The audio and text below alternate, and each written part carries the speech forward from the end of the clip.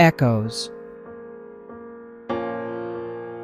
Giving your story a heartbeat. How echoes make your memoir stronger. You want to write a memoir, but you say you aren't a writer? Furthermore, you don't want to become a professional writer, yet at the same time, you are compelled to write your memoir, to leave a legacy, or simply to tell your story. I completely understand, and believe me, you are not alone. I have heard this many times, so this video is for you. Let's talk about just one powerful idea that can make your story feel deeper and more connected without a lot of fancy techniques. This is called the echo effect. Hello, this is Diane Schindler, editor, writing coach, and author. Thank you for tuning in to my Craft of Writing YouTube playlist, where I share concepts and insights to the skill of writing. Now let's get right to it. This idea, the echo effect, is so cool because you already have everything you need. You have your memories, your feelings, and your willingness to put them on the page. The rest is just learning a few gentle ways to shape what you already know. First things first, let's start with a definition. What is the echo effect? The echo effect is when something in your story shows up more than once. It might be an object, like your father's old watch.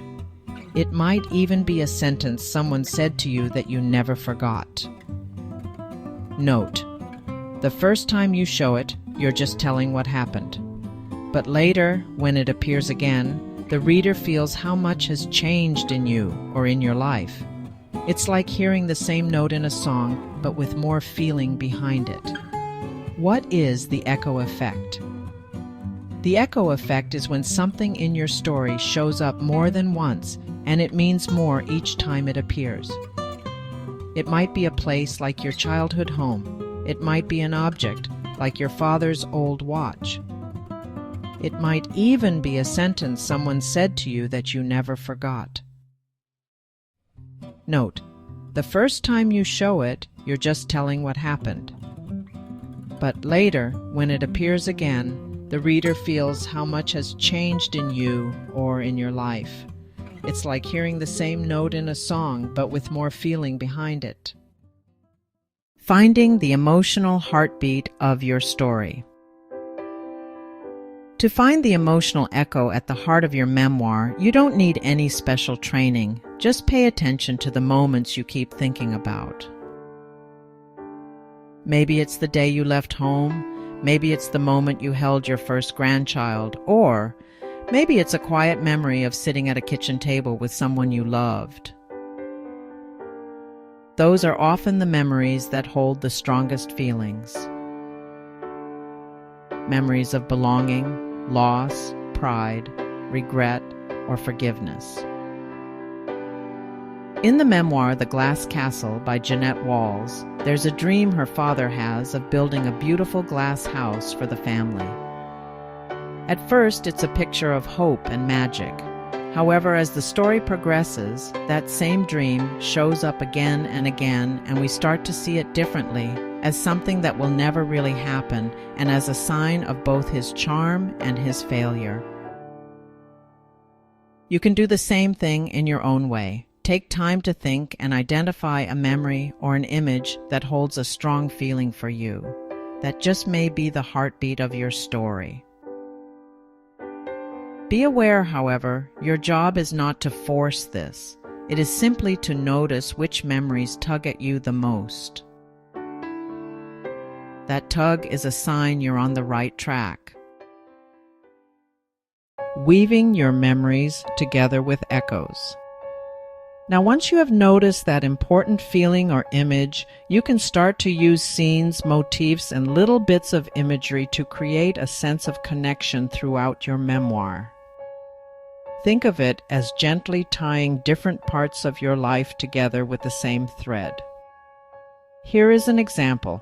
In Educated, Tara Westover often returns to the mountain where she grew up. At first, the mountain feels safe and special, a place that belongs only to her family. Yet, as the book goes on, she comes back to that same place in her mind and in real life. But now she's older, she's been to school. She has seen the wider world. That's right, the mountain doesn't change, but her understanding of it does. So, for you, when you write, you can let a few things come back like this. Perhaps the same street you walked down as a child and later as an adult. Or maybe the same song on the radio at two very different times in your life. How about the same overstuffed chair in the living room where big conversations happened over the years? Each time this overstuffed chair appears, it quietly tells the reader, this matters. Being subtle but powerful. It is very important to balance subtlety and impact when you bring something back. You don't need to announce, here is my symbol. In fact, it's better if you don't. Just let the reader notice. For example, Cheryl Strayed does this in her memoir, Wild, where she hikes alone on the Pacific Crest Trail. Early in the book, her heavy backpack and her hiking boots show how unprepared she is. She struggles, stumbles, and keeps going anyway. Then, later, when she loses one boot over a cliff and throws the other after it, we remember all the miles she has walked in those boots. She doesn't stop to explain what it all means, but we feel it, the frustration, the letting go, the decision to keep moving forward anyway.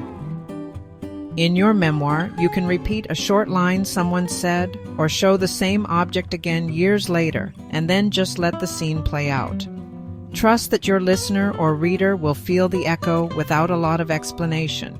Your honesty and your details will do the work for you. An echo mindset for gentle revision. To really make use of echoes, it helps to think this way during revision, not just while you're drafting. I like to call this having an echo mindset. That doesn't mean rewriting your life. It simply means that when you read over what you've written, you keep an eye out for anything that seems to appear more than once, or anything that feels especially meaningful. Maybe you mention your mother's hands several times. Maybe churches keep showing up, or cars, or hospitals, even when you didn't plan it. That's your mind telling you, this is important. Instead of cutting those repetitions, you can shape them. For example, you might add a sentence that links a new scene back to an earlier one. I hadn't been in this hospital since the day my father died. Or you might bring back a small detail, the same cardigan, the same song, the same phrase your father always used. Little touches like this create a gentle sense of layering and depth. And remember, you don't have to catch everything at once. Each time you look back at your pages, you can find one or two echoes and give them just a little more attention. Deepening emotion without slowing the story. As you revise, your job is to preserve and sharpen these echoes without slowing your story down.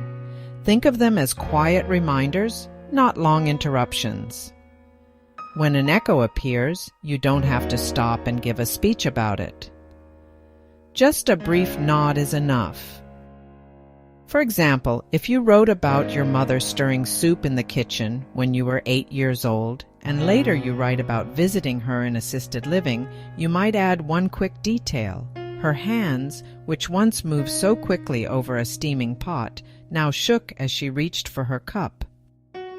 You don't need to say, "This reminded me of my childhood," because the reader will feel it. The story keeps moving, but the echo deepens the emotion. If something feels like too much, don't worry. You can always trim it back. The goal is not to hit the reader over the head with meaning, but to let meaning gently rise to the surface. Connecting your beginning and your ending. One of the nicest ways to use the echo effect is to connect the beginning and the end of your memoir. This gives your story a satisfying emotional arc, even though your life, of course, goes on. Many good memoirs start with a strong, simple image. and then find a way to return to it in some form near the end. The Glass Castle starts with the author seeing her mother digging in a dumpster in New York City. It's a shocking sight, full of shame and confusion. By the end of the book, she is at a dinner table with her parents, and while nothing has turned into a neat fairy tale, her feelings are more settled.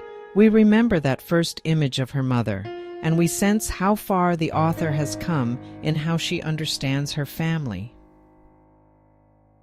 In your own writing, you might open with one clear moment.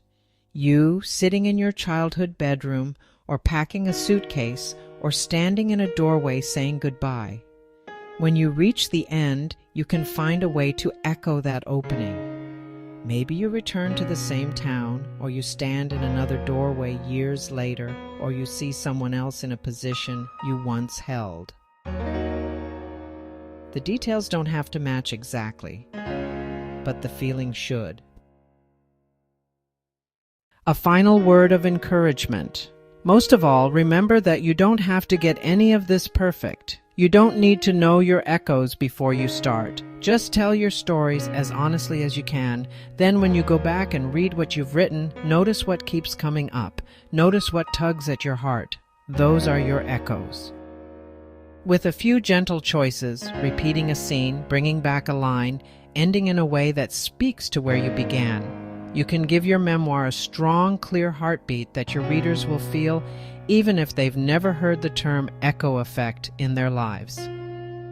Your life is already full of meaning. This is just a simple way to help that meaning shine through on the page. Well, there you are. Thank you again for tuning in. If you enjoyed this video, please like and subscribe, and be sure to share with your family and friends. Also, please leave comments and questions below.